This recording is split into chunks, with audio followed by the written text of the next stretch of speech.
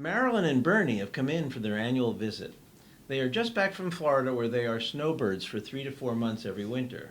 You finishing the visit with them and Marilyn says, "So, did Bernie tell you I had to pick him up a few times this past year?" Hi, this is Frank Domino, and joining me today is Dr. Jill Terrian, Associate Professor and Director of the Nurse Practitioner Programs at the University of Massachusetts Medical School, Graduate School of Nursing.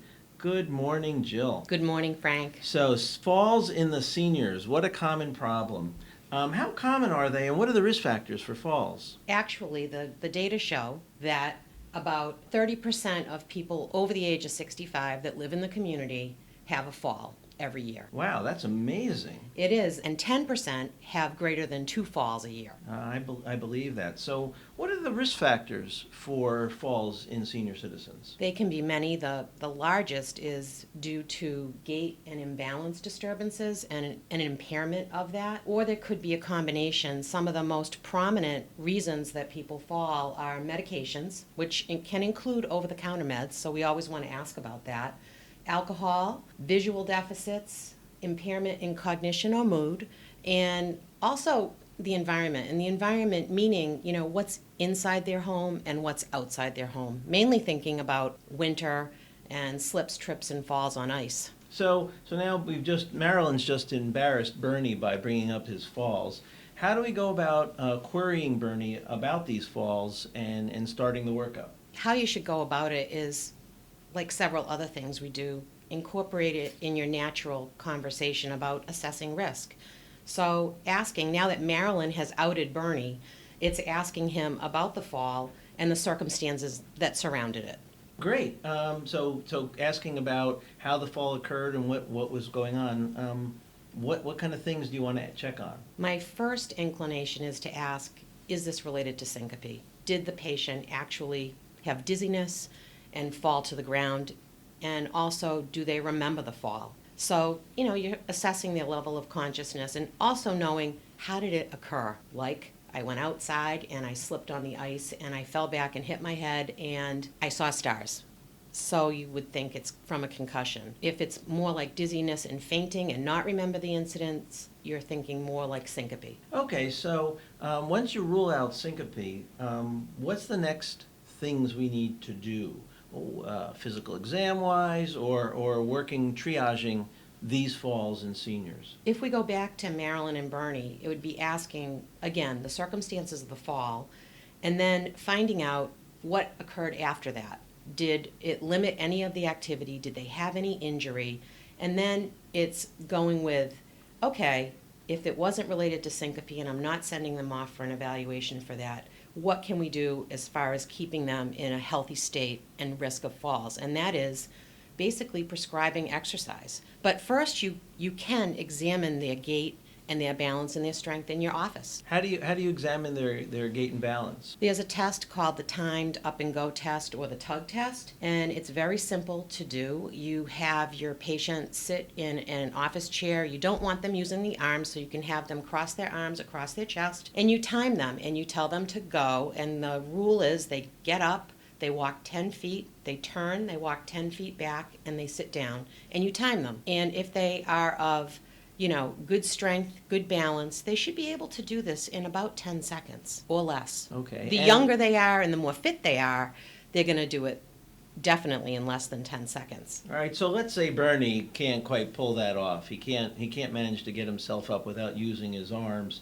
let alone get back and forth across the room in 10 seconds. How do we go about treating patients who have had falls? What are some key areas we want to initiate in the course of treating his high risk for future falls? So we want to strengthen him for sure. And this can be done in a few different ways. It can be done informally, where you actually go through the exercises with them, give them a pamphlet to do at home, and make that prescribed recommendation. If you think they need more formal instruction, of course we can rely on our physical therapy colleagues and get them started on a regimen. I would say that I'd want to know, what does Bernie do or any patient do on a regular basis in a week for any sort of formal exercise? Are they walking? Are they having trouble performing their activities of daily living? And what's their quality of life like, so that you can, rather than just say, I want you to go to physical therapy, you have to know if they're going to go and do they have access to those resources, both from their insurance, but also from a reason of, yes, I agree with this treatment and I'm going to do this. Seniors, in my experience, tend to have a great deal of free time, and that often is spent sitting, watching television, or just sitting, reading in general. And so they don't get as much activity as was when they were working.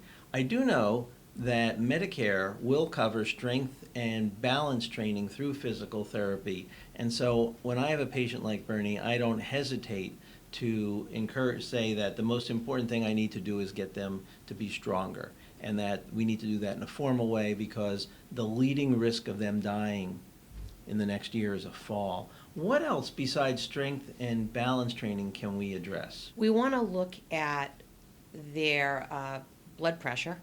We could do a check for orthostatic hypotension right there in the office. Now, I've read about various ways of doing it. You can do the lying down to sitting up to standing, but you can do it in less of a time if they aren't able to lay down and get in the different positions for various reasons, one being possibly arthritis. So you can do check for orthostatic hypotension. You want to know, is anything making their blood pressure drop and making their balance unstable from that aspect. Then looking at medication specifically, polypharmacy. We always know less is better. And looking at, are they on a loop diuretic or any sort of an antipsychotic, anything that could change their blood pressure to cause them to be off balance when they change position. And you want to look at their environment. You can ask them, what do you have at home? Do you have small pets you trip over? Do you have, uneven floors and scatter rugs? Or you could have a formal home assessment with nursing. A patient came in just last week who had fallen in the shower because she didn't have handholds,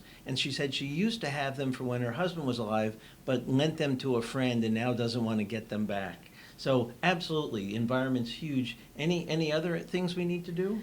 There has been evidence that if a patient has depression, it puts them at a fairly high risk for falls. So doing an assessment for depression would be a very simple thing you could do in the office and make sure that, you're checking their mood.